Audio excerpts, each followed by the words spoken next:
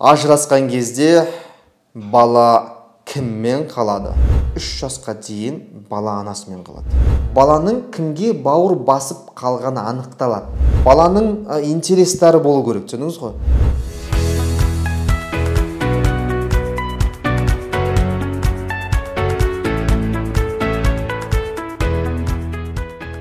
Сіздермен Заңгер Шыныбаев Марғұлан. Ажырасқан кезде бала кіммен қалады?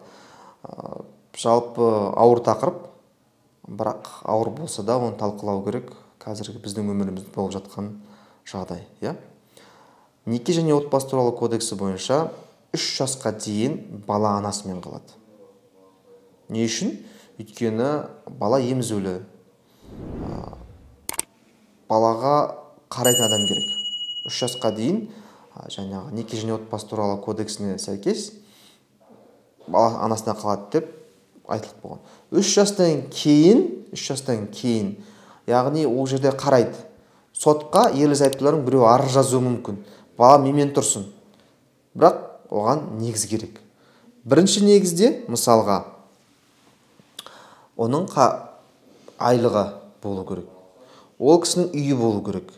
Және қамқоршы қорғаншы органын шақырып қорытынды беру керек. Үйі осы баланы асырап бағуға лайықты екені туралы. Одан кейін мінездеме көршілерінен, жұмыскерлерінен, одан кейін фото, видео материал, яғни осы балаға жақсы қарап жүргені туралы. Осы материалдардың барлығын жинап, сотқа арыз жазса болады. Баланың тұрғылықты жерін я әкесімен, я шешесімен анықтау туралы. Сотта міндетті түрде прокурор қатысады, өйткені балаға қатысты. Міндетті түрде психолог қатысады. Егер мектептегі бала болса, мектептің мұғалімі қатысады, мектептің психологы қатысады, қамқоршы қорғаншы органның өкілі қатысады, міндетті түрде. Осылардың бәрі қатысу керек. Осылардың бәрінің қатысуымен сұрақ шешіледі. Экспертиза тағайындалады. Сараптама. Сараптамада баланың кімге бауыр басып қалғаны анықталады. Яғни бала анасына бауыр басып қалған ба, әкесіне бауыр басып қалған ба, осы анықталады. Сосын кейін мына прокурор, жаңа айттым ғой, қамқоршы қорғаншы орган барлығы өзінің ойын жазбаша түрде сотқа өткізеді. Баланың кіммен қалғаны дұрыс деген сияқты. Бұл жерде ең басты мәселе бала кіммен тұрған кезде оған бала қай кезде комфортна болады деген сұраққа жауап береді. Қай ата-анасымен тұрса, бала білімі алады.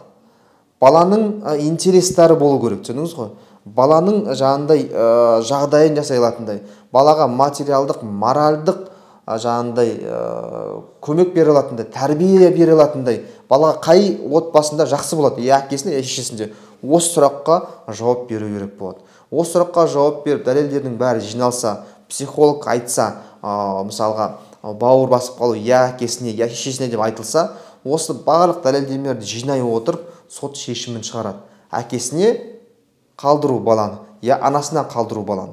Қалдырғанда да тұрғылықты жерін анықтау. Тұрғылықты жерін анықтағаннан кейін екінші ата-анасы бәрібір ол баламен кездесуге құқын айырмайды. Ол кездесіп көрісу керек бәрібір баламен. Түсіндіңіздер ғой? Осындай нәрсе. Енді бұл жерде тағы да бір айта кететін жайт, 10 жасқа толған баланың ойы ескереді. Яғни 10 жасқа толды бала, ол айтады, мен анаммен тұрғым келеді. Әкеммен тұрғым келеді. Сол кезде баланың ойы, баланың пікірі сотта ескеріледі. 14 жастан кейін бала уже таңдау құқығы пайда болады. Яғни бала таңдай алады. Мен әкеммен тұрғым келеді, болмаса анаммен тұрғым келеді деп бала өзі таңдау жасап, жаңағындай әкесімен, шешесімен тұратын таңдай алады. Бала өзі таңдай алады.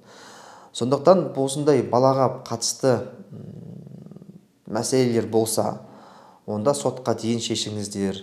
Сотқа дейін шешіп қойсаңыздар, медиативный келісім деген бар. Бізде сол медиатор бар өзіміздің.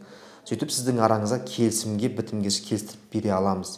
Ал егер келісімге, бітімге келмесеңіз, соттасатын болсаңыздар, онда сот арқылы сіздің мүддеңізді қорғап шыға аламыз. Түсіндіңіздер ғой? Сондықтан астында нөмір қалдырамыз. Ютубта да бар, Инстаграмда да нөмірлері бар, хабарласыңыздар.